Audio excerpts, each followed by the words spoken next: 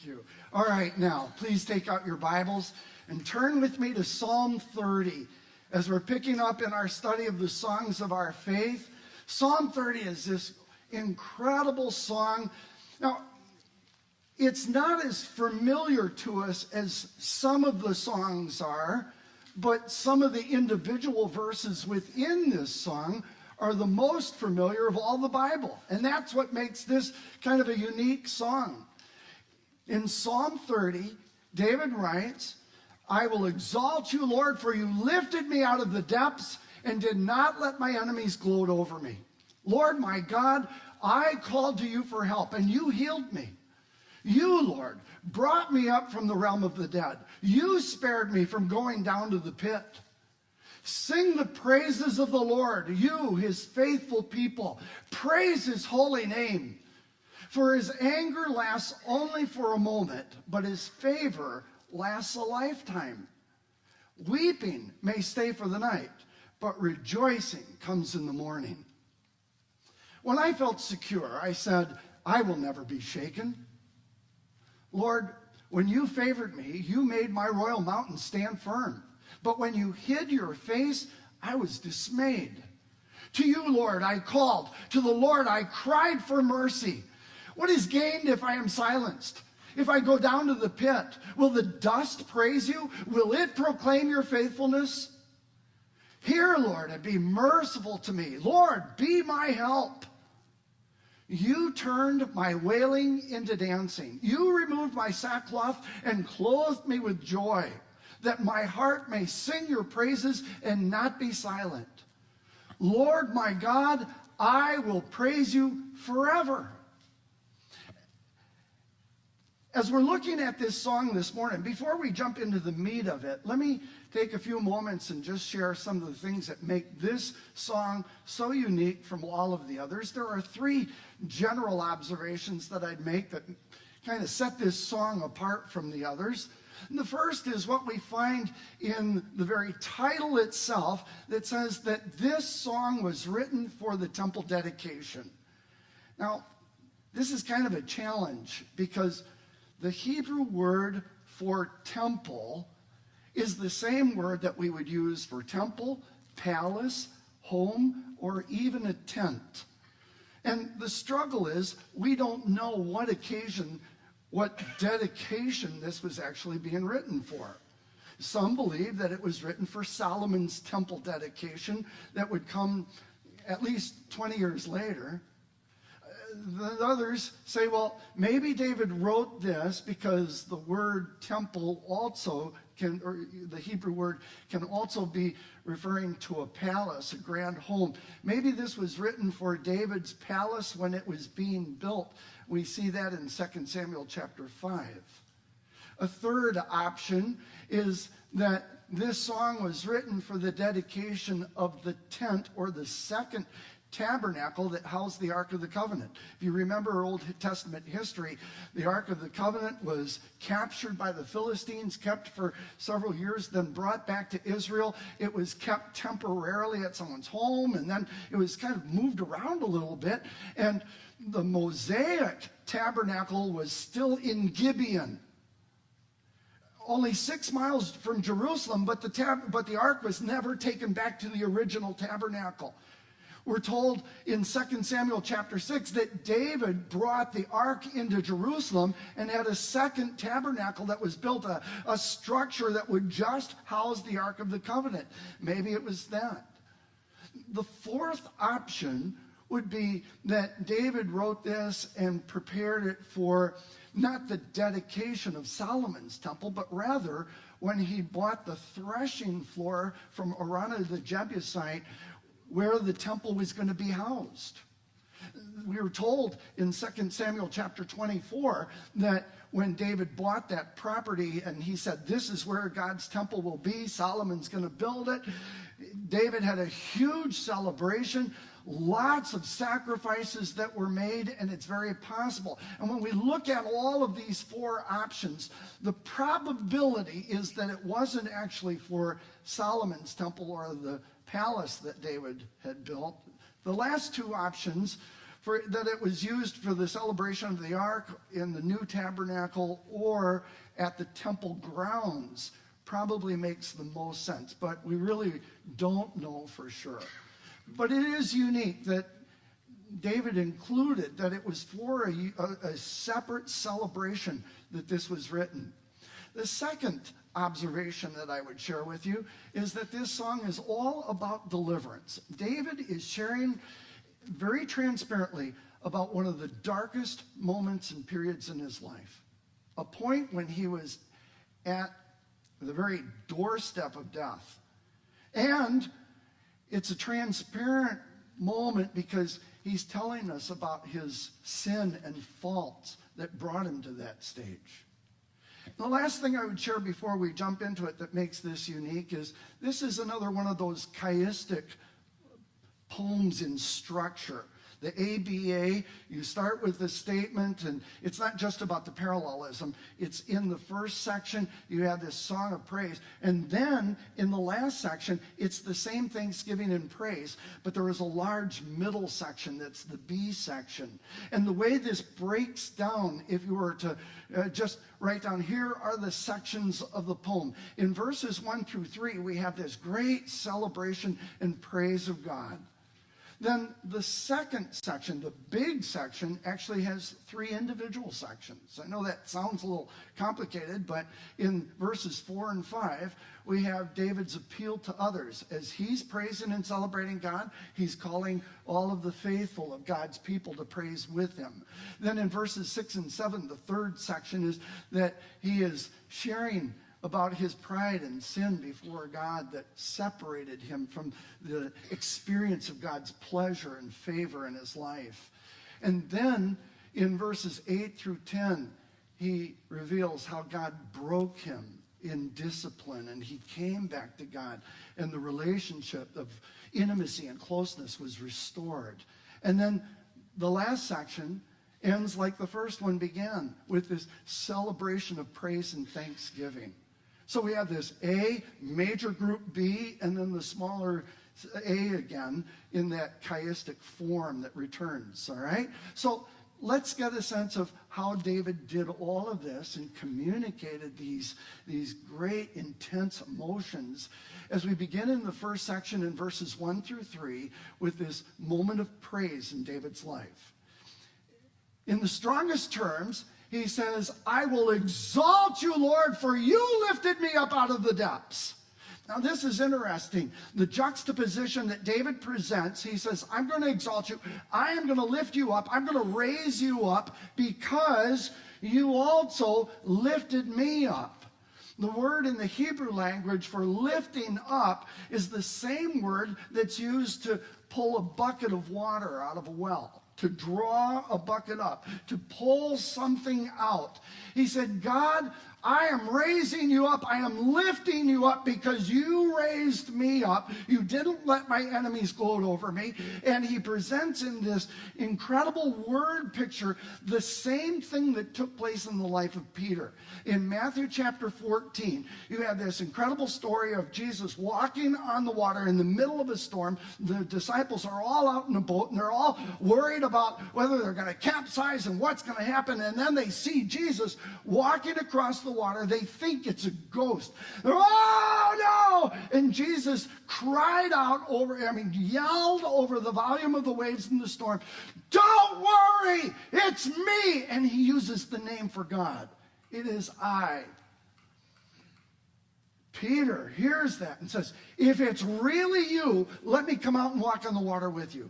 And it's like Jesus said, all right, come on out, the water's fine, you know? And Peter gets out of the boat, walks on the water over to Jesus, and then as he's out there, he looks around and he realizes the size of the storm and the waves, and he hears the blowing of the wind, and he gets afraid.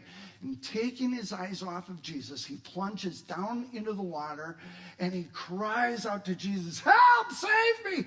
And Jesus reaches down just before, you can almost picture Peter going down for the last time. Jesus reaches down and pulls him out. And David says, that's exactly what God did for me. I was going down. I was ready to go under for the last time, and God reached down and lifted me up. Russ Thomas is here in the service, and Russ is going to be going through some pretty complicated surgery real soon here. 5 different doctors are going to be operating on him. Friday, Russ called me and said, Pastor Steve, I am so excited. I have to share with you. I found out that the doctor is going to be doing part of the surgery. His name is Dr. Ivan God. He said, can you believe this? Dr. God is the one who's going to operate on me. I laughed. I said, well, that's exactly what David said, too. Dr. God, I'm in trouble. And he uses this term, Jehovah my Elohim. Lord my God. Jehovah is the relational name of God. Elohim is the all-powerful name of God. And it's so interesting that he ties these 2 names together in this moment when he is desperately needing help. You know, sometimes there are people in our lives who care, but they have no means to help us. They're relational, but not powerful. And sometimes there are people who have all the means and all the strength and all the power to make a difference, but they simply don't care. David says, my God is both relational and powerful. My Jehovah, the covenant relational name of God who cares, is the one who is able to be there and make the difference in my life. And that's the God I called out to. And Dr. God healed me. Dr. God made the difference in my life. And it's time to celebrate. Isn't this interesting? The word that's used for call out is the same word that David uses in Psalm 28 when he said, God, hear my cry. I call out to you. Those 2 words, cry and call, are synonymous, and they represent something that didn't just happen once. It was something that happened continually. As he reached this point in his life, God, I'm looking to you. God, I'm calling to you. God, you are the only one who can make a difference in my life. And I am appealing to you, who is the holy and most loving God that could ever be. You are my Jehovah Elohim. Wow. And David celebrates the fact that Dr. God helped him. Dr. God healed him. Lord, you brought me up from the realm of the dead. You spared me from going down to the pit. I love the parallelism here between the phrases the realm of the dead and going down to the pit. But it's more than just a poetic and nice way of saying I'm in trouble. David is giving us a picture of how far gone he was. The realm of the dead is the English translation of one word in the Hebrew language, and that's Sheol, the grave. He said, God, I was already going into the grave. We don't know when this happened, and we don't know all the circumstances, but David is being very honest with this and saying, I was one step away from death. And it was almost as if he was already sliding into the pit, and God reached and pulled him out. Said, no, I'm not going to turn you over to the grave yet. I'm not going to give you to the pit. And because of that, David is praising God. David is thanking God. And it's not enough for him. Now he appeals to others. And he says, in the same way that I'm celebrating, I want you to join with me in celebration. And he gives us the 2 strongest terms, 2 imperative verbs, emphatically calling God's people, sing the praises of the Lord, you faithful people. Praise his holy name. One of the things that I love about this is not just the expression of celebration that David calls people to, but this is interesting that this is one of those times that David does not write and say, sing the praises of the Lord, you Israelites. I think it's very deliberate that the Holy Spirit led David to write something more general. And he says, you faithful people. See, I think that God provided this song for us as a song not only to celebrate David's deliverance, but to remind us that we all need deliverance at times. And that we all are called to praise. As long as we are part of God's faithful people, whether it's David and his people in his day, or all of the Israelite saints of the Old Testament, or believers today, in the New Testament, in the church period, if we belong to the Lord, we are called to a life of praise. We are called to a life of celebration. Sing to the Lord. Praise his name. Worship and celebrate him. And then he says, for God's anger lasts only for a moment, but his favor lasts a lifetime. Weeping stays for the night, but rejoicing comes in the morning. And here David presents as if they are two visitors, two guests to your house. And he personifies in the verbiage that's given to us. He says there are two people. One's name is anger, and when he comes, there's weeping. The second visitor that comes into our lives is favor. And when favor shows up, we celebrate, we rejoice. And David uses some really strong and powerful terms. When anger shows up, God's discipline, it only lasts a moment. And yes, there are sometimes real pain involved. It causes us to cry. But that's just temporary. That only lasts for the night. But when God's blessing, when God's favor, when God's delight and acceptance. Now, it doesn't mean that you can lose your salvation. But when we sin and move away from God, we break the intimacy of our relationship and our fellowship, and we stop experiencing the delight of the Lord, the acceptance of the Lord. But when we make those things right, God pours out favor. He invites us back. He embraces us as the Father embraced the prodigal son. And there is restoration in the intimacy of the relationship. And there is celebration. And he uses the word rejoicing. That's more than just, oh, I feel good. The word rejoicing in the Hebrew language represents, and it's literally translated, ringing shouts. Picture what it was like when the Israelites were moving into the promised land and Joshua was leading the armies of Israel around Jericho. And they walked around the city time after time after time in absolute silence. But then Joshua gave the signal and everybody started shouting at the top of their voice. That ringing shout is the word that David uses to describe what happens when God's blessing, God's favor is poured out in our lives. There is cause for celebration because the delight of God, the favor of God, the acceptance of God is poured into our lives, and we experience him in the most powerful way. Wow. Now, David is very transparent about where he was, that he came to the very doorstep of death. But he's also very honest about how he got there. In the third section, he describes the process by which he turned away from God, and the fellowship, the intimacy with God was broken, and he moved away. And wow. He said in verse 6, when I felt secure, the word secure is an interesting one. It literally means, from the Hebrew, when I felt careless or I felt independent and self-assured. When I felt secure, I said, I'm never going to be shaken. He looked around and he saw his life was pretty good, pretty prosperous, and he said, you know, I'm king. I'm an important guy. I have everything I want, everything I need.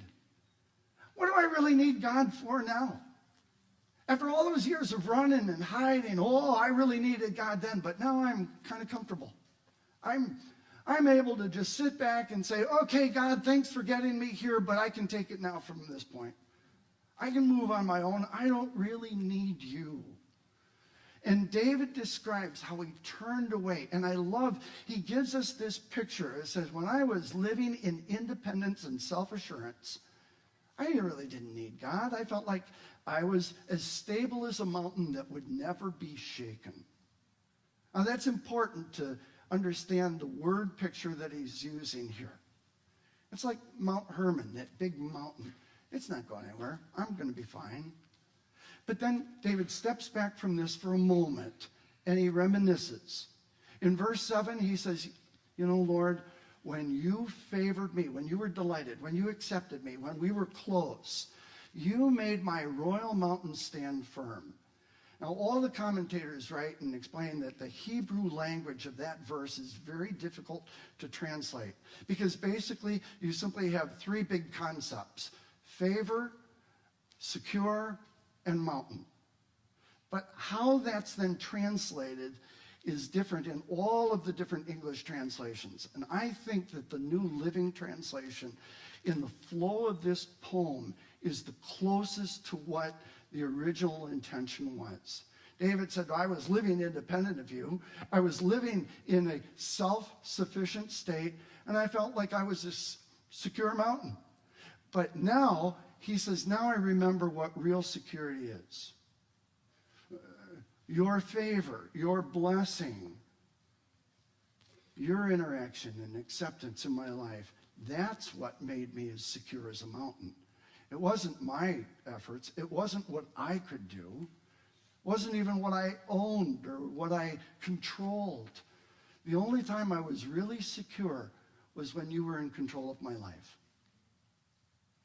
But when I moved away, then he describes the process of sin and pride that caused him to drift. Your favor made me as secure as a mountain, but when I moved away, then you turned away from me, and I was shattered.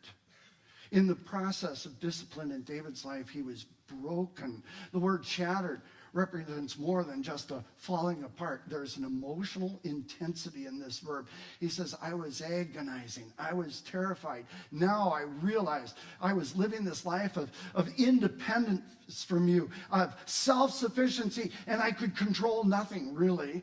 And now I wasn't sure if my enemies were coming. My health was being affected. I was even to the point of the grave, and I thought, oh no, I'm going to die now. I was terrified because of the process that he was going through. And David is clearly describing a spiritual discipline process that God was allowing in his life to break that pride and self-sufficiency, to bring him back to relational harmony.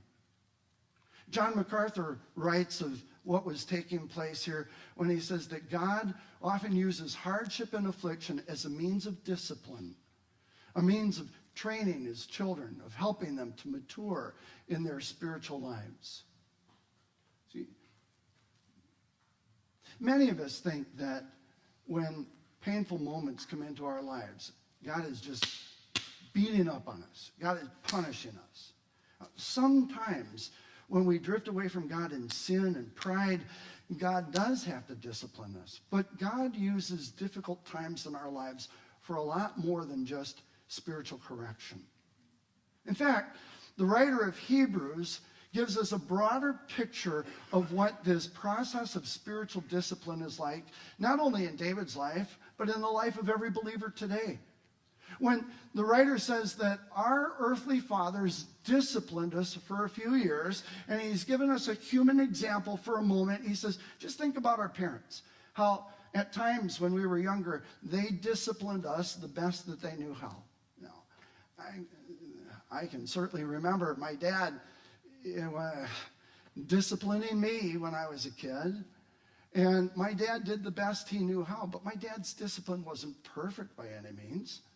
In fact, sometimes my dad disciplined me when I didn't need it. It was my brothers who did what was right. And God, my dad is coming at, all right, that didn't happen often. That was usually my fault. But sometimes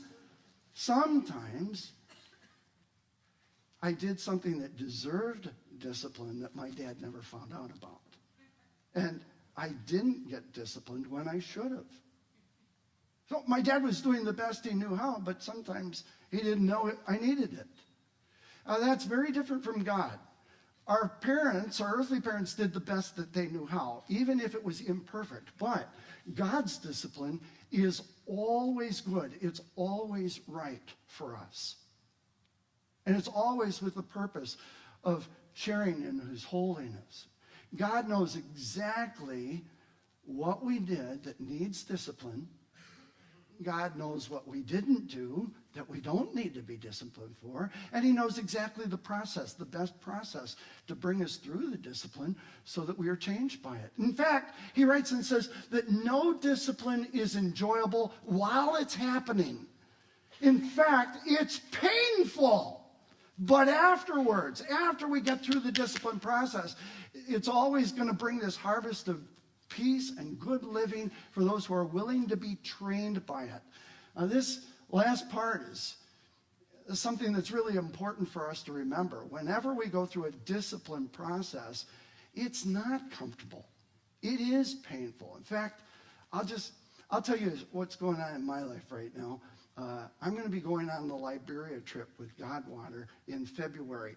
Mike Robertson is in charge of that, and he talked with me about 3 weeks ago and said, Steve, if you're going to go, I'm just going to warn you ahead of time. This is not going to be an easy trip. You got to be in shape.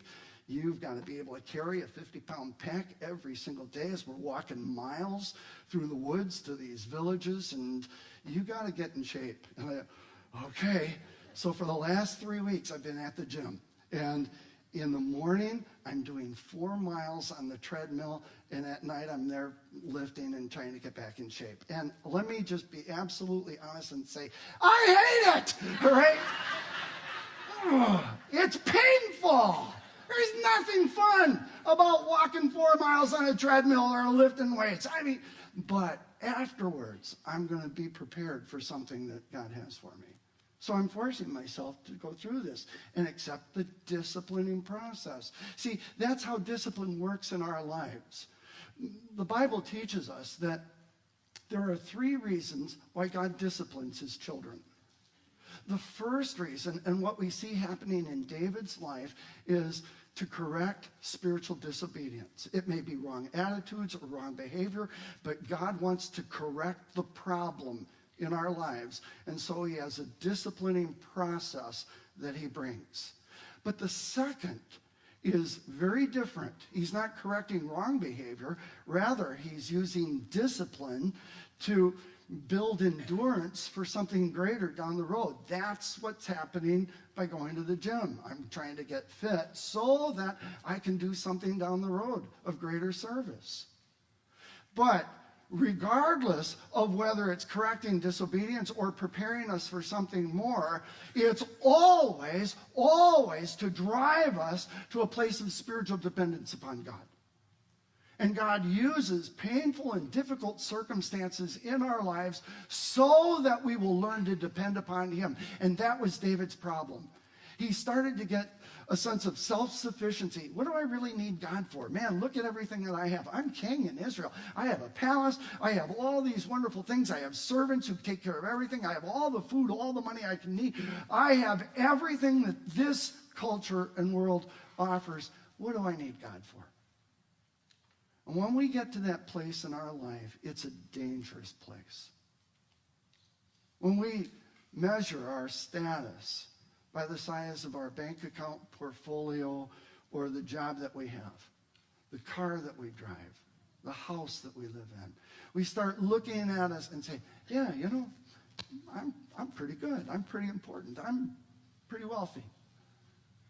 And we stop living in spiritual dependence upon God. God says, no, now I got to start the process in your life to bring you back to a place of dependence.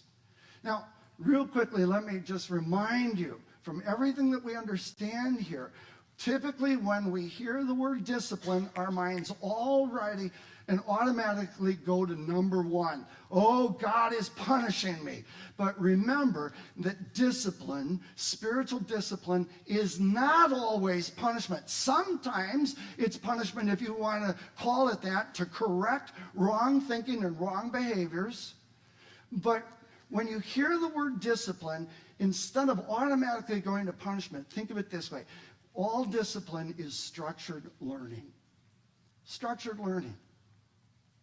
So whether God is correcting wrong behaviors and attitudes, or he's preparing us for something greater, it's always structured learning. And God is going to use whatever method he needs to do to bring us to a place of absolute dependence upon him. Now, how does God work when it is correcting wrong behavior and attitudes, though? Whether it's in the Old Testament or the New Testament, the process that God uses is always the same. Always. There are three ways that God works to correct wrong behaviors or attitudes. And this might be helpful for you to remember, because David was clearly in this process when he is describing the circumstances of his life. The first step that God always uses is to bring a sense of conviction through his word and his spirit. He says, Steve, that's not my best for you. That's not my plan for you. Your attitude is wrong. Your behavior is wrong. It's not honoring to me. And so that needs to stop. And he speaks to me through his word and his spirit. And I have a choice that I have to make. I'm either going to humble myself and submit to this, or I harden my heart and say, no, this is my life. I'm going to do what I want. If I submit, I experience favor and acceptance again, and the relationship is restored. If I rebel and I turn away, I move into the second step of the disciplinary process for correcting wrong behavior, and that is that God starts to remove the idols that are in my life. It may be anything in your life.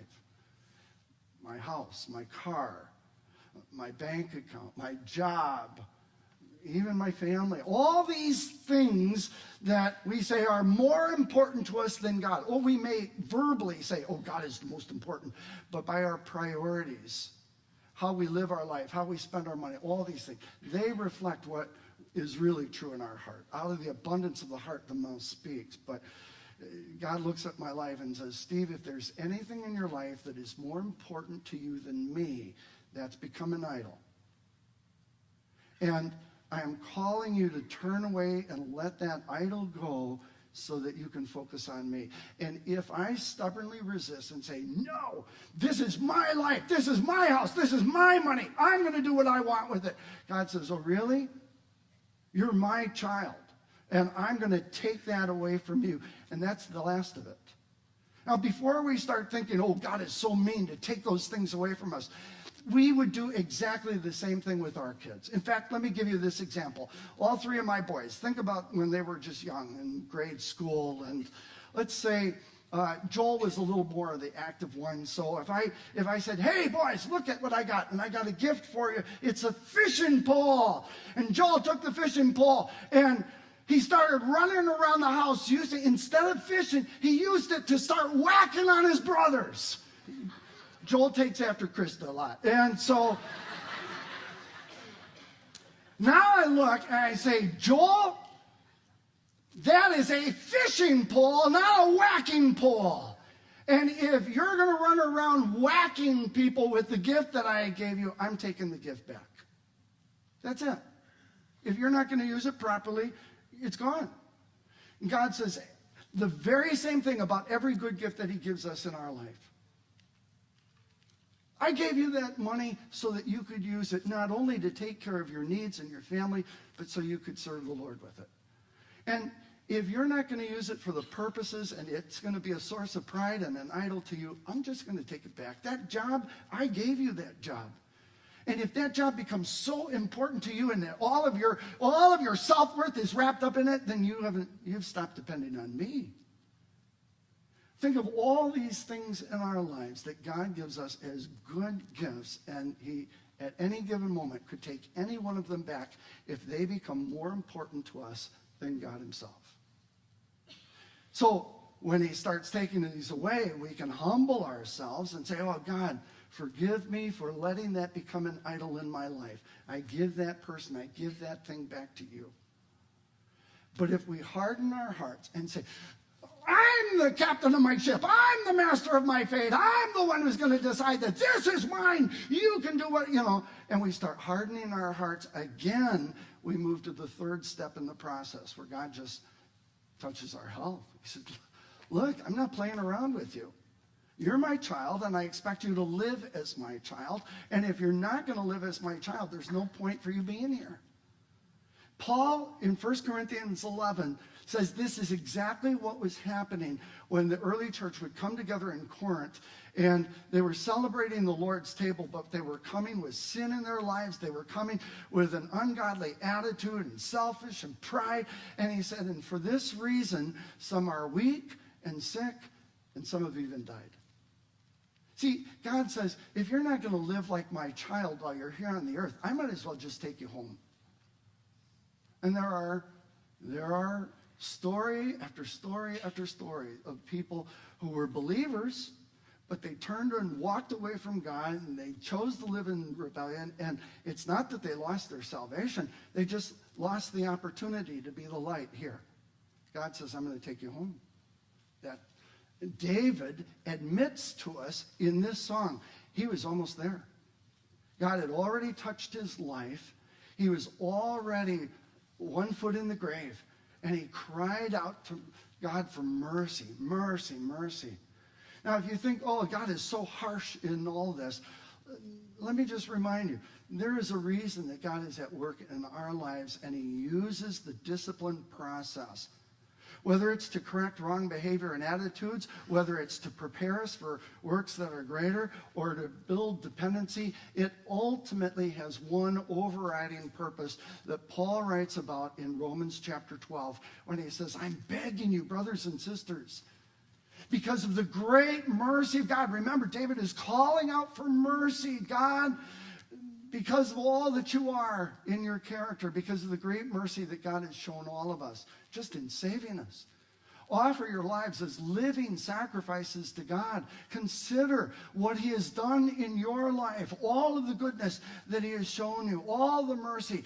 And it's only right that you should worship him in this way. For the last 4 weeks, worship has been the center of our discussions. Worship is not just how we sing or this moment that we're here in this building. Worship is acknowledging the greatness and the worthiness of our God. And I can live in worship every single day as I live and move for him, as I am acknowledging the greatness and the worthiness of Jehovah our Elohim. He said, don't be like the world. Don't change yourself to be like the people of this culture, but rather let God change you from the inside into this new way of thinking, this new way of living. The word change here is an interesting word. Let God change you from the inside. It's the Greek word metamorphao. It means to be transformed in other translations. This change is the process of change that happens from within as God is working in us. The greatest of all of the painters and sculptors of artists during the Italian Renaissance was Michelangelo. And Michelangelo created some of the most amazing works of art in both paint and sculpture. When he finished creating the statue that he called David, somebody was standing with him looking at this statue and says, wow, how do you do this? How do you take this jagged piece of Italian marble and then create this sculpture that is so perfect? And I loved Michelangelo's response when he said, it's easy. I just chisel away everything that doesn't look like David. All right? And that's exactly what God is doing in our lives in the discipline process. See, spiritual discipline, whether it's correcting wrong behavior and attitudes or getting us ready for something greater, God is just chiseling away everything that doesn't look like Jesus. That's it. God is chiseling. And right now, you may be going through a little bit of that structured learning in your life. These challenges that come into our lives, these painful moments. And sometimes God is using that to correct some wrong behavior as he was in David. Sometimes he's getting you ready for something greater that you can't see right now. But what God is doing is chiseling, chiseling, chiseling to make you look more like Jesus. And that's exactly what Paul writes in 2 Corinthians 3 when he says, we are right now, every one of us, being changed, transformed, chiseled out to look like Jesus. And this change in us brings this greater glory because the image of Jesus shines through more clearly. And it's all from the Lord, who is the Spirit. God's Spirit is at work right now in your life. And all those painful moments, those struggles and challenges that you're going through, you say, oh, God, why are you allowing this into my life? As if it's something wrong, something bad. God's saying, no, I'm doing this for your good. I'm chiseling, and you need to trust me. God's the master artist who knows exactly what to do in our lives so that we will look more and more like Jesus. So let me ask you, when these things are happening, how do you respond? Do you say, all right, God, as painful as this is, whatever you need to do, whatever you want to do in me, if there's something that needs to be corrected, if there's something that you're getting me ready for, if you're wanting to build greater dependence, God, I submit to the process, even as painful as it is? Or do you harden your heart and say, God, it's just not fair. It's not right. I don't like this. And you move away. The only time that we feel God's blessing and favor is when we submit and embrace. Weeping, that's only there for those who rebel, for those who harden themselves. And David understood that. And David, in that desperate state, one step from the grave, he cried out in brokenness. The process had its effect in his life. And he cried out in verse 8, to you, Lord, I called. To the Lord, I was crying for mercy. After all, God, what's gained if I'm silent, if I die, if I go down into the pit? What dust ever proclaims praise to you?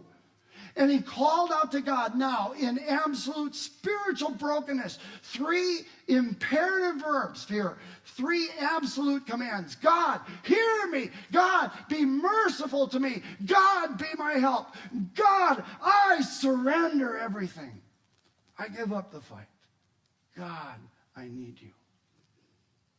That's the point that God is working to bring us to. Every day, in every circumstance, God, I'm here for you. You're not there for me, just my genie in the bottle, but I'm here for you. And because I want to be here for you, I need you to be here for me, to hear me, to be merciful and gracious, to help me, because I give myself to you. And David is restored. David is brought back to the experience of favor and acceptance and delight. And he celebrates because of what God has done in healing him, in bringing him out of the pit, in bringing him to a place of true security again. Now he comes back in that chiastic structure to where we began with this celebration of praise.